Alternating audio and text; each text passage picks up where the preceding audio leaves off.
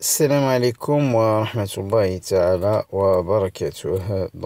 Cas clinique. Sur l'urticaire aiguë, une jeune fille de 24 ans se présente aux urgences pour une éruption prurigineuse survenue le matin. L'éruption comporte des papules fugaces érythémateuses et œdémateuses à contour net. Il ne présente pas d'antécédents particuliers et ne prend aucun médicament. Voici son iconographie. Donc, première question, quel est votre diagnostic? Le diagnostic, il est simple.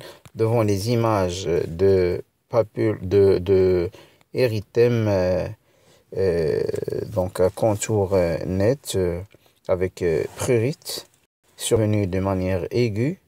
Donc, c'est un urticaire aigu. Prescrivez-vous des examens complémentaires? Non, parce que le diagnostic, il est clinique. Qu'est-ce qu'il faut faire? Rechercher un interrogatoire.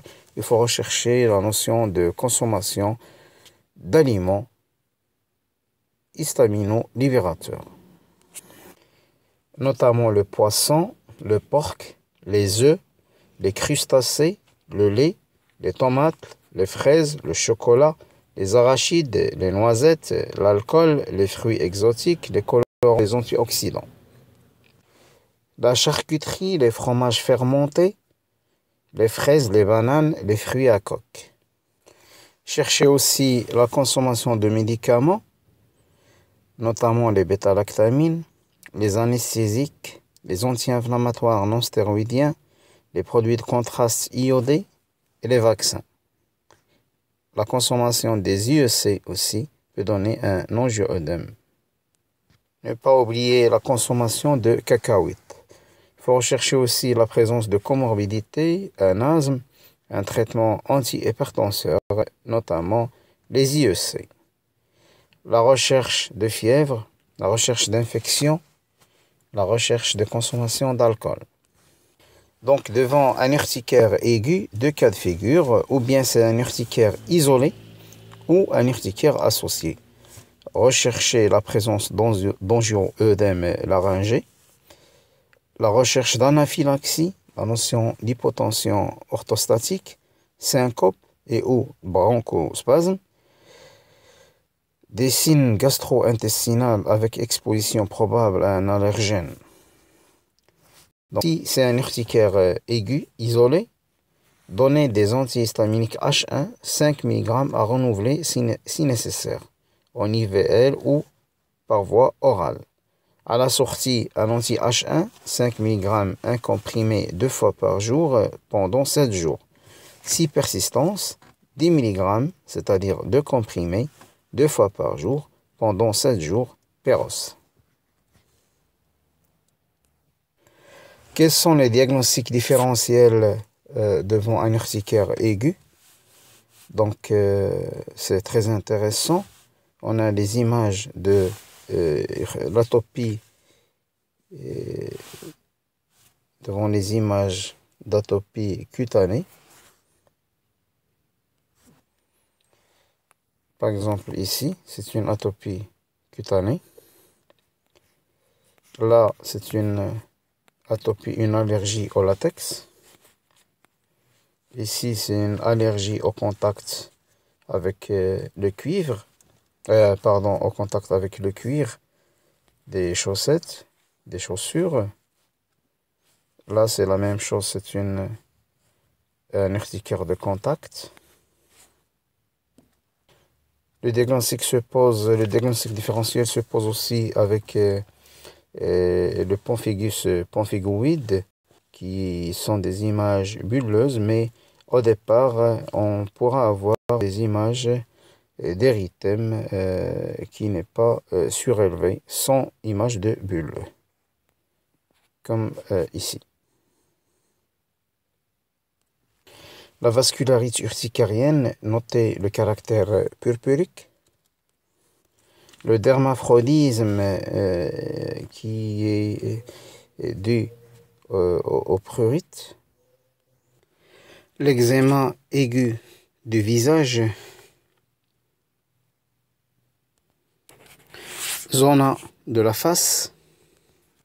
l'urticaire au froid avec un test au glaçon, la dermatite atopique d'une cuisson en poussée.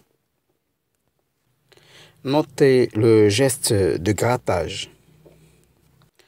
La dermatite atopique de l'adolescent, eczéma aigu à la phase sointante, l'eczéma lichénifié ou lichénifié, l'eczéma de contact avec le cuir.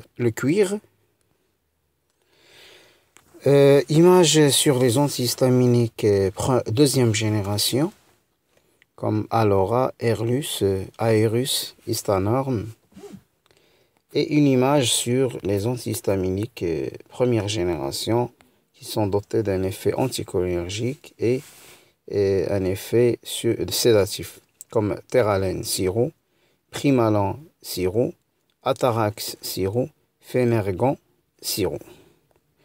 Wassalamu alaikum wa rahmatullahi ta'ala wa barakatuh. On peut donner Xizal aussi, qui est la lévocitérésine. Xizal, une cuillerette à mesure matin, une cuillerette à mesure le soir. On peut augmenter la dose jusqu'aux 2 cuillerette matin et 2 cuillerette le soir.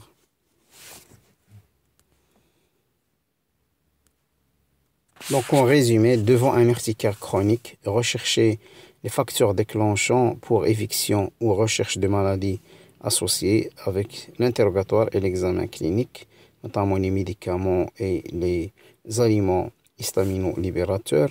En absence de facteurs déclenchants de maladies associées, c'est un urticaire chronique idiopathique. L'urticaire chronique et idiopathique, c'est un autre raisonnement donné pendant 1 à 2 mois en monothérapie un antihistaminique H1 non anticholinergique, c'est-à-dire éviter l'Atarax, le Primalan, éviter le Phénergan et éviter les autres produits.